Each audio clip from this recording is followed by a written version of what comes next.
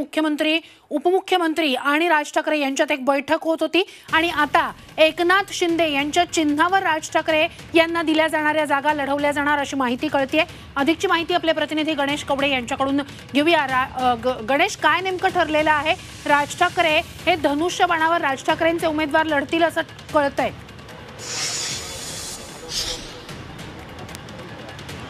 नक्कीच आपल्याला जी सूत्रांकडून माहिती मिळते त्यामध्ये जे राज ठाकरे यांना ज्या 2 जागा दिल्या जातील आणि ह्या दोन्ही जागा आहे त्या धनुष्यबाण चिन्हावर लढवल्या जातील असं आपल्याला सूत्रांकडून माहिती मिळते। कारण की ज्या पद्धतीने मनसेकडे जी जागा आहे ती फक्त एकच आमदार आहे आणि त्यामुळे मनसेचे जे चिन्ह आहे त्यामध्ये राष्ट्रीय चिन्ह नसल्यामुळेच कुठेतरी धनुष्यबाण हे चिन्हाच्या वरच ह्या मनसेचे उमेदवार आहेत ते निवडणूक लढताना पाहायला मिळेल। कारण की जी मुंबईतली जागा मागितली जाते आहे ती म्हणजे दक्षिण मुंबई आणि दक्षिण मुंबईचा उमेदवार सध्या आहे तो शिवसेनेचा आहे आणि या शिवसेनेच्या धनुष्यबाण चिन्हावर खरं तर ही लढाई पाहायला मिळेल। त्याचबरोबर जी शिर्डीची जागा आहे ती सध्या भाजपकडे जरी असली तरी ही जागा देखील आहे ती कुठेतरी आता मनसेकडून मागितली जाते। त्यामुळे ह्या ज्या 2 जागा आहेत आणि या 2 जागेवरची जी लढाई आहे ती आपल्याला शिवसेनेच्या धनुष्यबाण याच्यावर पाहायला मिळणार आहे। कारण की ज्या पद्धतीने राज ठाकरे सध्या सरकारमध्ये सहभागी होऊ पाहत आहेत आणि महायुतीमध्ये आणि या महायुतीमध्ये सहभागी झाल्यानंतर त्यांचे जे उमेदवार आहेत ते कोणत्या चिन्हावर निवडणूक लढवतील असं देखील म्हटलं जात होतं। भाजपच्या चिन्हावर लढवणूक लढतील का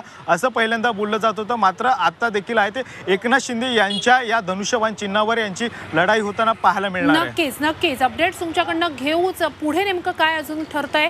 तूर्तास धन्यवाद तुम्ही दिलेल्या संपूर्ण माहितीसाठी।